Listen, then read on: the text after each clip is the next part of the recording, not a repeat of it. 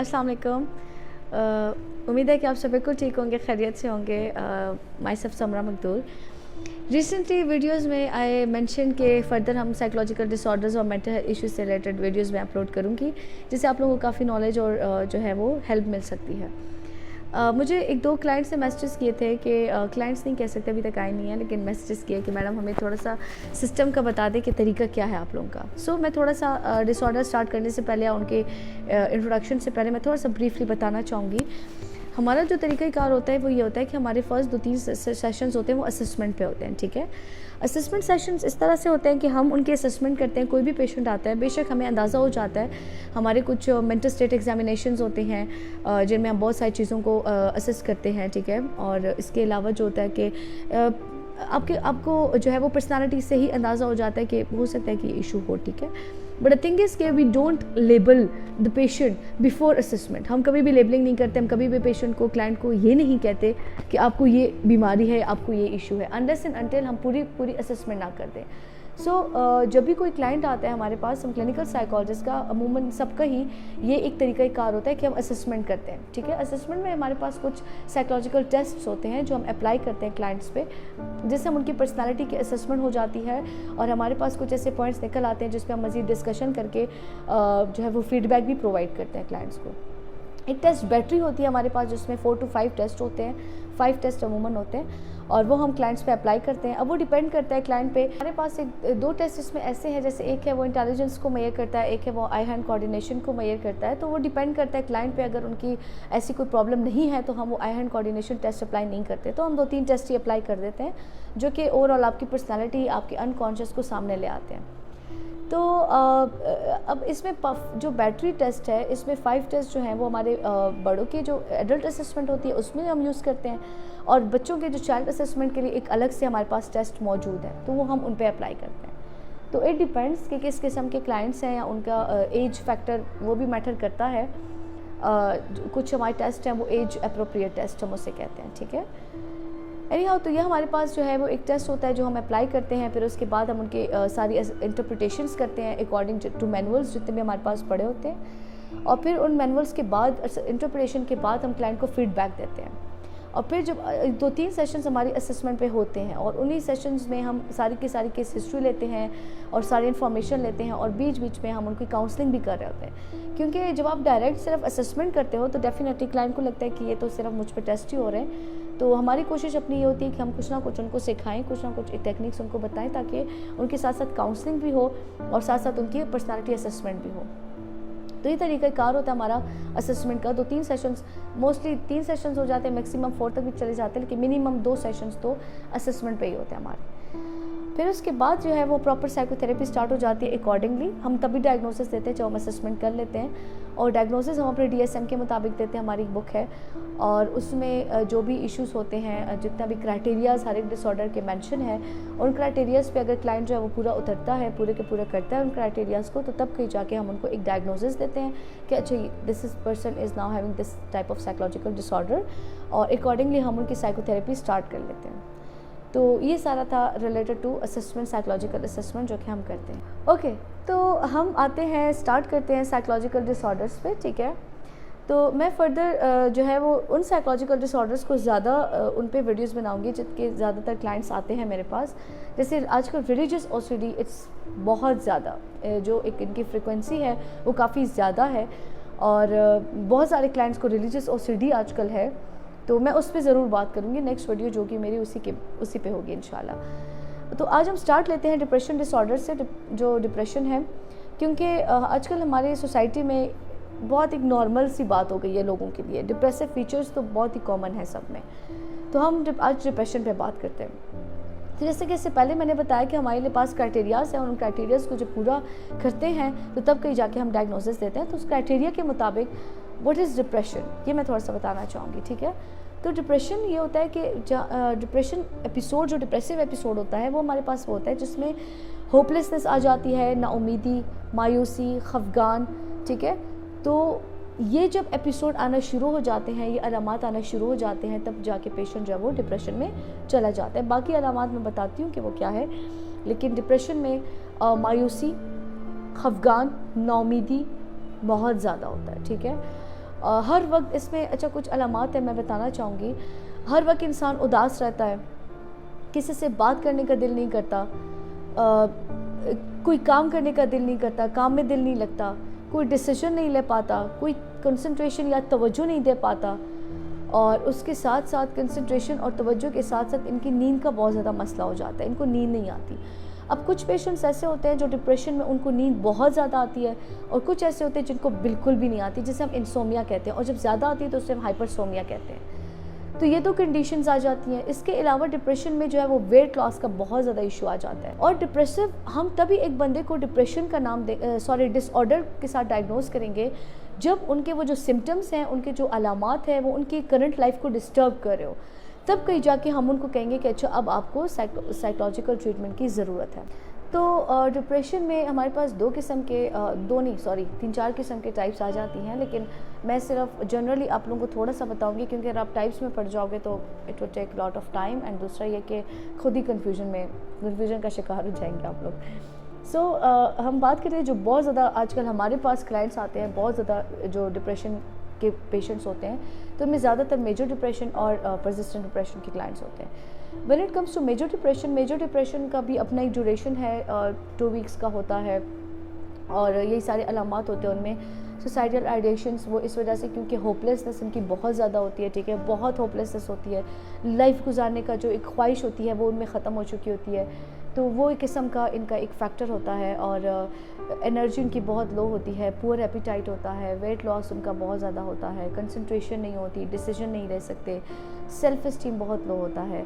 तो ये सारे अलामात जो है वो मेजर डिप्रेशन और परसिस्टेंट दोनों में होते हैं। ड्यूरेशन मेजर डिप्रेशन का ये है कि 2 वीक्स, ठीक है, एक पेशेंट है अगर वो 2 वीक्स से जो है एक पेशेंट अगर 2 वीक्स से डिप्रेसिव सिम्टम्स के साथ रह रहा है, तो इसका मतलब है कि वो मेजर डिप्रेशन है, और वो भी तब जब उनको सुसाइडल आइडिएशंस या सुसाइडल अटेम्प्ट्स का भी जिक्र करे वो, तो तब कहीं जाके हम मेजर डिप्रेशन जो है वो डायग्नोज करते हैं। When it comes to persistent depressive disorder, तो उसमें हमारे पास ड्यूरेशन जो वो 2 ईयर्स का होता है, एडल्ट्स के लिए 2 ईयर्स है, और जो चाइल्ड है उनके लिए 1 ईयर का होता है, ठीक है।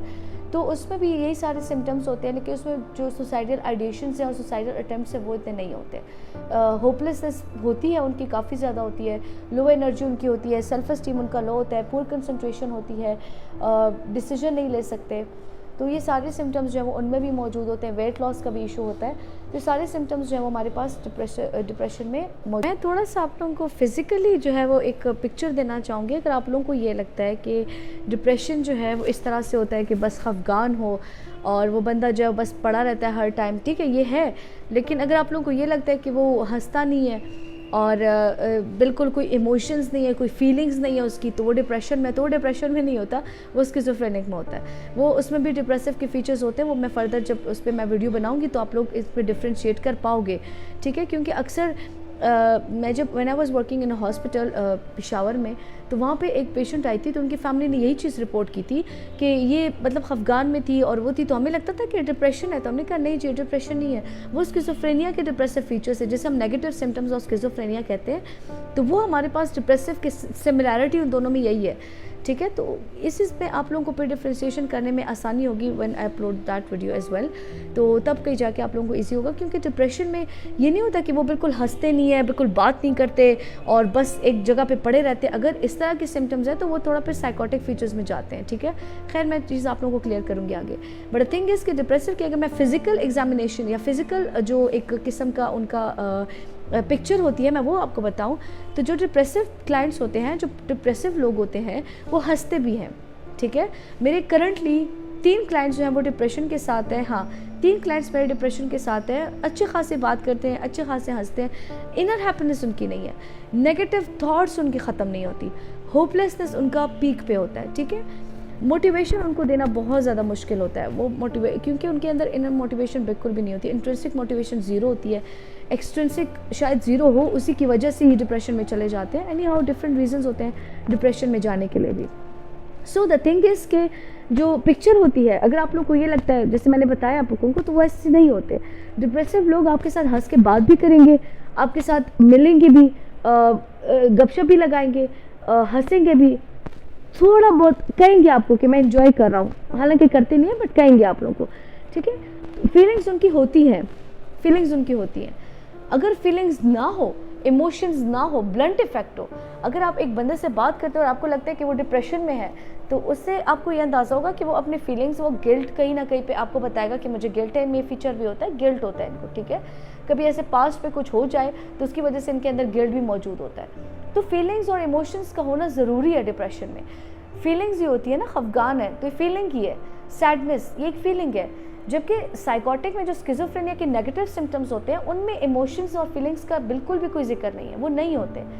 अगर एक बंदा है और वो हर टाइम बस बेड पे लेटा रहता है, बिल्कुल बात नहीं करते, और आप लोग कोई जवाब बात करो तो वो जवाब ना दे और कोई इमोशंस और फीलिंग्स आपको एक्सप्रेस ना करे, तो इट मीन्स कि वो ब्लंट इफेक्ट के साथ है, तो वो साइकोटिक में आता है, वो स्किज़ोफ्रेनिक में आता है, वो फिर डिप्रेशन में नहीं आता, ठीक है। तो ये थोड़ा सा इस पर डिफ्रेंशिएट करना आप लोग को आना चाहिए, ये मैं आगे जाके बताऊँगी तो आप लोग को क्लियर हो जाएगा।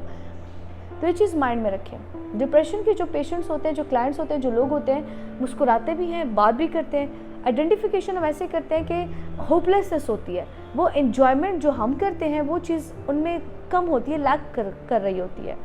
और बिल्कुल उसी तरह से ज़्यादा जो है वो मेल जोल भी उनका मेल मिलाप जो होता है वो भी नहीं होता लोगों के साथ, गैदरिंग उनकी बहुत ज़्यादा रिड्यूस हो जाती है, थोड़ा सा अपनी तरफ जो है वो इंट्रोवर्ट किस्म के हो जाते हैं, अपनी तरफ जो है वो उनका ज़्यादा ध्यान खुद की तरफ हो जाता है।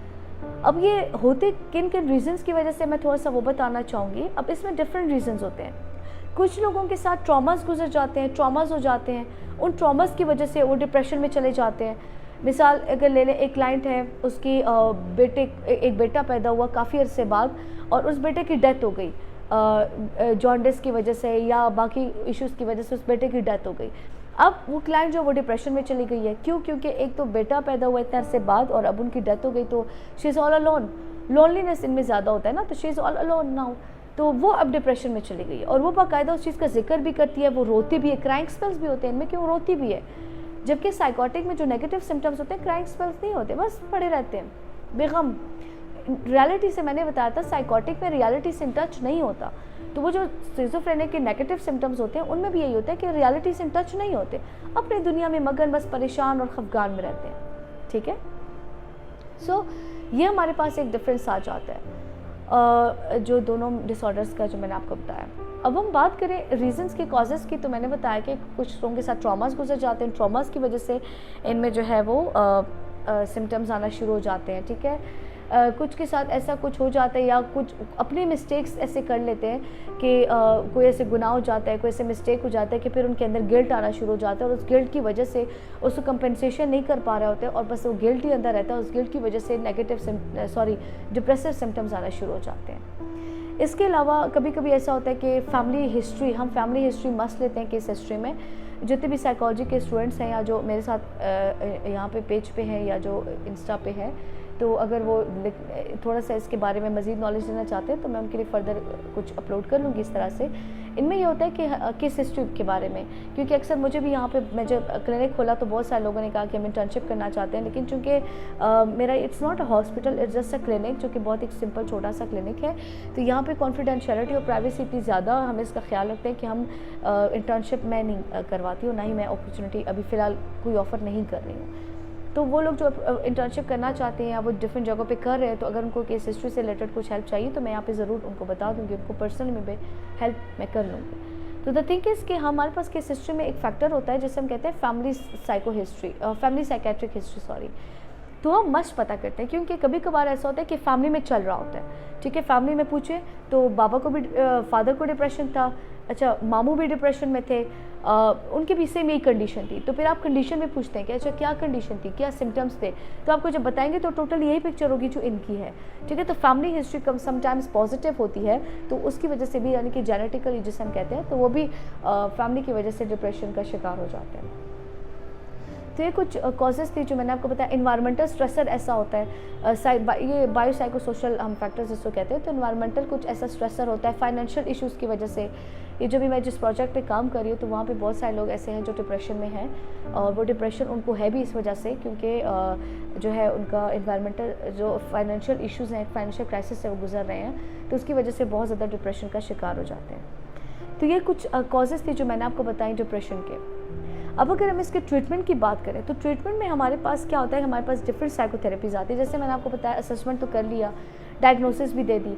अब डायग्नोसिस के बाद हम उनकी ट्रीटमेंट स्टार्ट करते हैं, साइकोथेरेपी स्टार्ट करते हैं। अब साइकोथेरेपी में ये होता है कि हमारे पास डिफरेंट थेरेपीज़ हैं जो कि हम उन पर अप्लाई करते हैं, थ्योरेटिकली भी और जो प्रैक्टिकली है। अब प्रैक्टिकली होता है कि हमारे पास सबसे मेन जो हमारे एक CBT सबको पता है, सब ज़्यादातर हमारे पास इवन कि जब क्लाइंट्स आते हैं, मैंने वो जो आई डोंट नो उस वीडियो में मैंने अपलोड की यानी हमारे पास क्लाइंट्स जो है वो आजकल गूगलिंग बहुत ज़्यादा करते हैं। Every time they Google there symptoms और वो फिर उनके अंदर डीप चले जाते हैं और फिर वो आके मज़ीद एंजाइटी के साथ वो यहाँ पे आके पेश करते हैं खुद। तो stop googling everything you see in yourself, stop googling it. क्योंकि जब आप गूगल करते हो, अब एक वेबसाइट पे जाओगे, आप दूसरी वेबसाइट पे जाओगे, अब चूँकि हमारे तो एक मिसाल मतलब एक अकाउंट होता है जिस हर जगह पे हमने कनेक्ट किया होता है ना।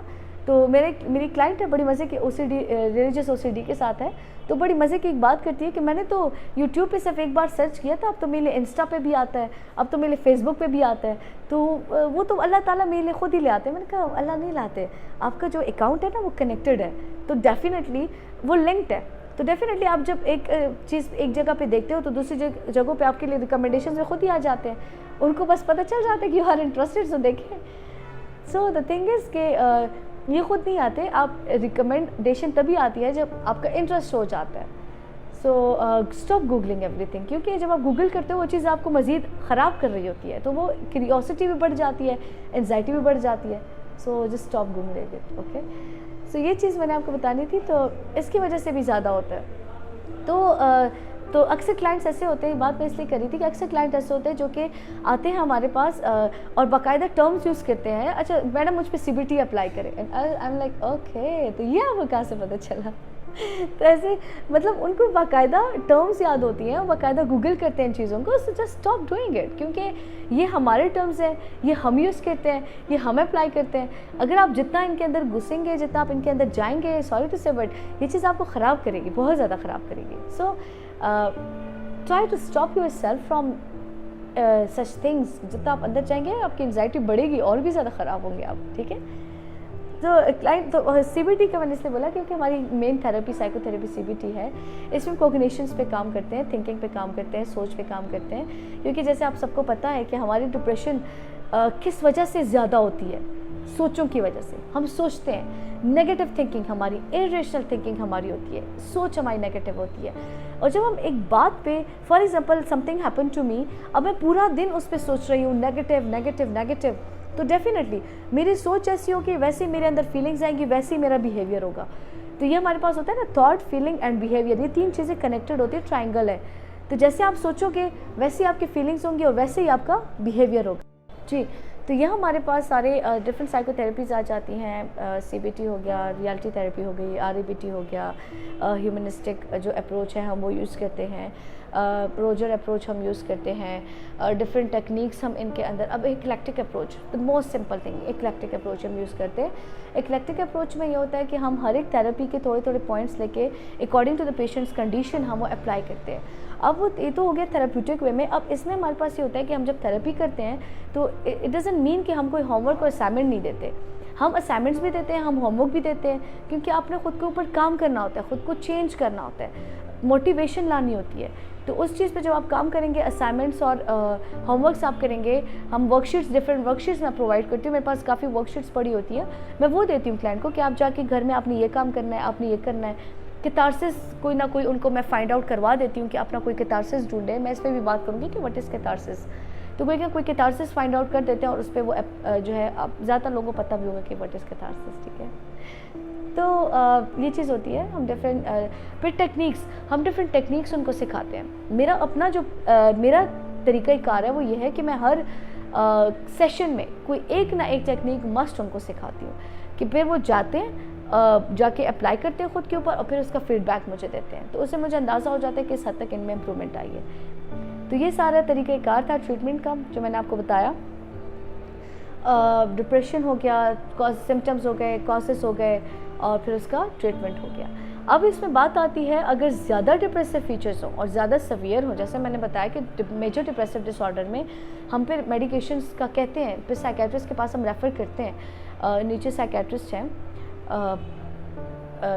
जहाँ पे मैं काम करती थी तो वहाँ पे भी अगर कोई क्लाइंट, पर्सनल क्लाइंट्स आ जाते थे, तो अगर मुझे लगता था, अभी भी अगर मुझे लगता है, चूँकि I also do take online sessions. अच्छा, तो मुझे जब लगे कि इनको डिप्रेशन है या फॉर एग्जांपल कोई भी सिम्टम्स इनको बहुत ज़्यादा लेवल पे है, तो तब हम क्या करते हैं कि हम इनको रेफ़र कर देते हैं किसी भी साइकेट्रिस्ट, अच्छे साइकेट्रिस्ट के पास।